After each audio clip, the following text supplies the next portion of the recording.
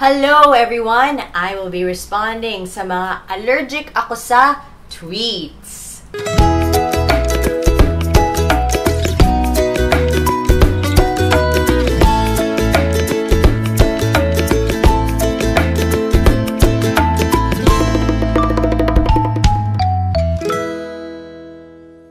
And our first tweet from Fender. Allergic ako sa mga peke at plastic. Buti pa mga pets, true and loyal. May pet dander na allergen nga lang.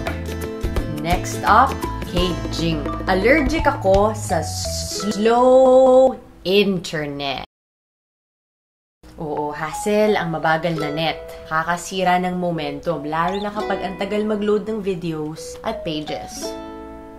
And next, kay JP Monster. Allergic ako sa mapapel. Sarap sunugin. Promise. Well, JP, don't play with fire. At ang usok, allergen din yan. Baka magka-allergy ka. And mula naman kay Dofil. Allergic ako sa mga nagpapa-follow back. Guys, don't forget to follow me on Twitter.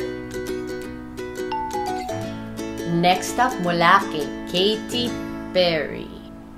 Allergic ako sa library. Smiley face.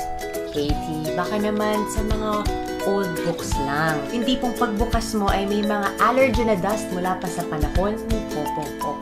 Remember, don't judge a book by its dusty cover. Ngayon naman from Eagleman. Allergic ako sa friend zone. Ako rin, Eagleman. De, best friends. Ngayon naman, mula kay Christopher Yap. Allergic ako sa mga di marunong mag-move on. Okay, moving on. Kay Hello Kitty. Allergic ako sa alikabok. Di dahil sa I sneeze constantly with dust, pero dahil nakakatamad maglinis. Napunasan mo na may alikabok na naman. I know, right? Pero if you find yourself constantly surrounded by allergens such as dust, smoke, and pet dander, well, Benadryl 1 is for you. Beat your allergies for real.